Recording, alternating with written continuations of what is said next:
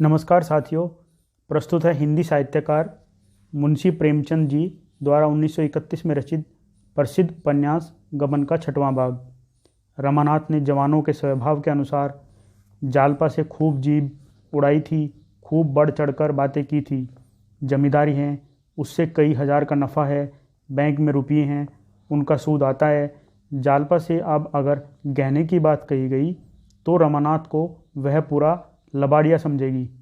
बोला, पर्दा तो एक दिन खुल ही जाएगा, पर इतनी जल्दी खोल देने का नतीजा यही होगा कि वह हमें नीच समझने लगेगी, शायद अपने घर वालों को भी लिख भेजे, चारों तरफ बदनामी होगी। दयानाथ, हमने तो दीनदयाल से यह कभी न कहा था कि हम लखपति है। रमानाथ, तो आपने यही कब कहा था कि हम उधार गहने लाए हैं और 2-4 दिन में लौटा देंगे? आखिर यह सारा स्वांग आपकी धाक बैठाने के लिए ही किया गया था या कुछ और? दयानाथ, तो फिर किसी दूसरे बहाने से मांगना पड़ेगा, बिना मांगे काम नहीं चल सकता। कल या तो रुपये देने पड़ेंगे या गहने लौटाने पड़ेंगे, और कोई राह नहीं। रमानाथ ने कोई जवाब न दिया। जागेश्वरी बोली, और कौन सा बहाना किया जाएगा? अगर कहा जाए किसी को मंगनी देनी है तो शायद वह दे देगी, नहीं देगी तो भी 2-4 दिन में लौटाएंगे कैसे? दयानाथ को एक उपाय सूझा। बोले, अगर उन गहनों के बदले मुलम्मे के गहने दे दिए जाएं। मगर तुरंत ही उन्हें ज्ञात हो गया कि यह लचर बात है। खुद ही उसका विरोध करते हुए कहा, हाँ, बाद में मुलम्मा उड़ जाएगा तो फिर लज्जित होना पड़ेगा। अक्ल कुछ काम नहीं करती। मुझे तो यही सोचता है यह सारी स्थिति उसे समझा दी जाए। ज़रा देर के लिए उसे दुख तो ज़रूर होगा, लेकिन आगे के वास्ते रास्ता साफ हो जाएगा। संभव था, जैसा दयानाथ का विचार था, कि जालपा रो धोकर शांत हो जाएगी, पर रमा की इसमें किरकिरी होती थी। फिर वह मुंह न दिखा सकेगा। जब वह उससे कहेगी तुम्हारी जमींदारी क्या हुई, बैंक के रुपये क्या हुए, तो उसे क्या जवाब देगा? विरक्त भाव से बोला, इसमें बेइज्जती के सिवा और कुछ न होगा। आप क्या सर्राफ को 2-4-6 महीने नहीं टाल सकते? आप देना चाहें तो इतने दिनों में 1000-1200 रुपये बड़ी आसानी से दे सकते हैं। दयानाथ ने पूछा, कैसे? रमानाथ, उसी तरह जैसे आपके और भाई करते हैं। दयानाथ, वह मुझसे नहीं हो सकता। तीनों कुछ देर तक मौन बैठे रहे। दयानाथ ने अपना फैसला सुना दिया।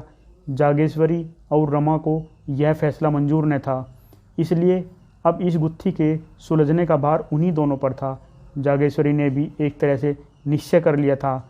दयानाथ को झक मारकर अपना निश्चय तोड़ना पड़ेगा। यह कहाँ की नीति है कि हमारे ऊपर संकट पड़ा हुआ हो और हम अपने नियमों का राग अलापे जाएं। रमानाथ बुरी तरह फंसा था। वह खूब जानता था कि पिताजी ने जो काम कभी नहीं किया वह आज न करेंगे। उन्हें जालपा से गहने मांगने में कोई संकोच न होगा, और यही वह नहीं चाहता था। वह पछता रहा था कि मैंने क्यों जालपा से डींगे मारी। अब अपने मुंह की लाली रखने का सारा भार उसी का था। जालपा की अनुपम छवि ने पहले ही दिन उस पर मोहिनी डाल दी थी। वह अपने सौभाग्य पर फूला न समाता था। क्या यह घर ऐसी अनन्य सुंदरी के योग्य था? जालपा के पिता 5 रुपये के नौकर थे, पर जालपा ने कभी अपने घर में झाड़ू न लगाई थी, कभी अपनी धोती न छांटी थी, अपना बिछावन न बिछाया था, यहाँ तक कि अपनी धोती की खींच तक न सी थी। दयानाथ 50 रुपये पाते थे, पर यहाँ केवल चौका बासन करने के लिए मेहरी थी। बाकी सारा काम अपने ही हाथों से करना पड़ता था। जालपा शहर और देहात का फ़र्क क्या जाने। शहर में रहने का उसे कभी अवसर ही न पड़ा था। वह कई बार पति और सास से आश्चर्य पूछ चुकी थी, क्या यहाँ कोई नौकर नहीं है? जालपा के घर दूध दही घी की कमी नहीं थी। यहाँ बच्चों को भी दूध मुयस्सर न था। इन सारे अभावों की पूर्ति के लिए रमानाथ के पास मीठी मीठी बड़ी बड़ी बातों के सिवा और क्या था? घर का किराया 5 रुपया था, रमाकांत ने 15 बतलाए थे। लड़कों की शिक्षा का खर्च मुश्किल से 10 रुपये था, रमाकांत ने 40 बतलाए थे। उस समय उसे इसकी जरा भी शंका न थी कि एक दिन सारा बांडा फट जाएगा। मिथ्या दूरदर्शी नहीं होता, लेकिन वह दिन इतनी जल्दी आएगा यह कौन जानता था। अगर उसने ये डींगे न मारी होती तो जागेश्वरी की तरह वह भी सारा भार दयानाथ पर छोड़कर निश्चिंत हो जाता। लेकिन इस वक्त वह अपने ही बनाए हुए जाल में फंस गया था। कैसे निकले? उसने कितने ही उपाय सोचे, लेकिन कोई ऐसा न था जो आगे चलकर उसे उलझनों में न डाल देता, दलदल में न फंसा देता। एकाएक उसे एक चाल सूझी, उसका दिल उछल पड़ा, पर इस बात को वह मुंह तक न ला सका। ओह, कितनी नीचता है, कितना कपट, कितनी निर्दयता! अपनी प्रेयसी के साथ ऐसी धूर्तता! उसके मन ने उसे धिक्कारा। अगर इस वक्त उसे कोई 1000 रुपये दे देता तो वह उसका उम्र भर के लिए गुलाम हो जाता। दयानाथ ने पूछा, कोई बात सूझी? मुझे तो कुछ नहीं सूझता। कोई उपाय सोचना ही पड़ेगा। आप ही सोचिए, मुझे तो कुछ नहीं सूझता। क्यों नहीं उससे 2-3 गहने मांग लेते? तुम चाहो तो ले सकते हो, हमारे लिए मुश्किल है। मुझे शर्म आती है। तुम विचित्र आदमी हो, न खुद मांगोगे न मुझे मांगने दोगे, तो आखिर यह नाव कैसे चलेगी? मैं एक बार नहीं 1000 बार कह चुका हूँ कि मुझसे कोई आशा मत रखो। मैं अपने आखिरी दिन में जेल नहीं काट सकता। इसमें शर्म की क्या बात है? मेरी समझ में नहीं आता किसके जीवन में ऐसे कुअवसर नहीं आते। तुम ही अपनी माँ से पूछो। जागेश्वरी ने अनुमोदन किया। मुझसे तो नहीं देखा जाता था कि अपना आदमी चिंता में पड़ा रहे, मैं गहने पहने बैठी रहूं। नहीं तो आज मेरे पास भी गहने न होते। एक एक करके सब निकल गए। विवाह में 5000 से कम का चढ़ावा नहीं आया था, मगर 5 ही साल में सब सवा हो गया। तब से एक छल्ला बनवाना भी नसीब न हुआ। दयानाथ जोर देकर बोले, श्रम करने का यह अवसर नहीं है, इन्हें मांगना पड़ेगा। रमाकांत ने झेपते हुए कहा, मैं मांग तो नहीं सकता, कहिए उठा लाऊं? यह कहते कहते लज्जा, क्षोभ और अपनी नीचता के ज्ञान से उसकी आंखें सजल हो गई। रमाकांत ने भौचक्के होकर कहा, उठा लाओगे उससे छिपाकर? रमाकांत ने तीव्र कंठ से कहा, और आप क्या समझ रहे हैं? दयानाथ ने माथे पर हाथ रख लिया और एक क्षण के लिए आहत कंठ से बोले, नहीं, मैं ऐसा न करने दूंगा। मैंने छल कभी नहीं किया और न कभी करूंगा, वह भी अपनी बहू के साथ। छी छी, जो काम सीधे से चल सकता है उसके लिए यह फरेब कहीं उसकी निगाह पड़ गई तो समझते हो वह तुम्हें दिल में क्या समझेगी? मांग लेना इससे कहीं अच्छा है। रमानाथ, आपको इससे क्या मतलब? मुझसे चीज़ें ले लीजिएगा, मगर जब आप जानते थे यह नौबत आएगी तो इतने जेवर ले जाने की ज़रूरत ही क्या थी? व्यर्थ की विपत्ति मोल ली। इससे कई लाख गुना अच्छा था कि आसानी से जितना ले जा सकते उतना ही ले जाते। उस भोजन से क्या लाभ कि पेट में पीड़ा होने लगे? मैं तो समझ रहा था कि आपने कोई मार्ग निकाल लिया होगा। मुझे क्या मालूम था कि मेरे सिर पर मुसीबतों की टोकरी पटक देंगे, वरना मैं उन चीज़ों को कभी न ले जाने देता। दयानाथ कुछ लज्जित होकर बोले, इतने पर भी चंद्रहार न होने से वहाँ हाय तौबा मच गई। रमानाथ, उस हाय तौबा से हमारी क्या हानि हो सकती थी? जब इतना करने पर भी हाय तौबा मच गई तो मतलब भी तो न पूरा हुआ। उधर बदनामी हुई, इधर यह आफत सिर पर आई। मैं यह नहीं दिखाना चाहता कि हम इतने फटेहाल हैं। चोरी हो जाने पर तो सब्र करना ही पड़ेगा। दयानाथ चुप हो गए। उस आवेश में रमा ने उन्हें खूब खरी खरी सुनाई और वह चुपचाप सुनते रहे। आखिर जब न सुना गया तो उठकर पुस्तकालय चले गए। यह उनका नित्य का नियम था। जब तक 2-4 पत्र पत्रिकाएं न पढ़ ले उन्हें खाना हजम न होता था। उसी सुरक्षित घड़ी में पहुंचकर घर की चिंताओं और बाधाओं से उनकी जान बचती थी। रमा भी वहां से उठा और जालपा के पास न जाकर अपने कमरे में गया। उसका कोई कमरा अलग से तो था नहीं, एक ही मर्दाना कमरा था। इसी में दयानाथ अपने दोस्तों से गप सप करते, दोनों लड़के पढ़ते और रमा मित्रों के साथ शतरंज खेलता। रमा कमरे में पहुंचा तो दोनों लड़के ताश खेल रहे थे। गोपी का 13वां साल था, विशंबर का 9वां। दोनों रमा से थरथर कांपते थे। रमा खुद खूब ताश और शतरंज खेलता, पर भाइयों को खेलते देखकर हाथ में खुजली होने लगती थी। खुद चाहे दिन भर सैर सपाटे किया करे, मगर क्या मजाल की भाई कहीं घूमते निकल जाएं। दयानाथ खुद लड़कों को कभी न मारते थे। अवसर मिलता तो उनके साथ खेलते थे। उन्हें कन कौवे उड़ाते देखकर उनकी बाल प्रकृति सजग हो जाती थी। 2-4 पैंच लड़ा देते। बच्चों के साथ कभी कभी गुल्ली डंडा भी खेलते थे। इसलिए लड़के जितना रमा से डरते उतना ही पिता से प्रेम करते थे। रमा को देखते ही लड़कों ने ताश को टाट के नीचे छिपा दिया और पढ़ने लगे। सिर झुकाए चपत की प्रतीक्षा कर रहे थे, पर रमानाथ ने चपत नहीं लगाई। मोड़े पर बैठकर गोपीनाथ से बोले, तुमने भंग की दुकान देखी है न? नुक्कड़ पर। गोपीनाथ प्रसन्न होकर बोला, हाँ देखी क्यों नहीं, जाकर 4 पैसे का माजून ले लो, दौड़े हुए आना, हाँ हलवाई की दुकान से आधा सेर मिठाई भी लेते आना, यह रुपया लो।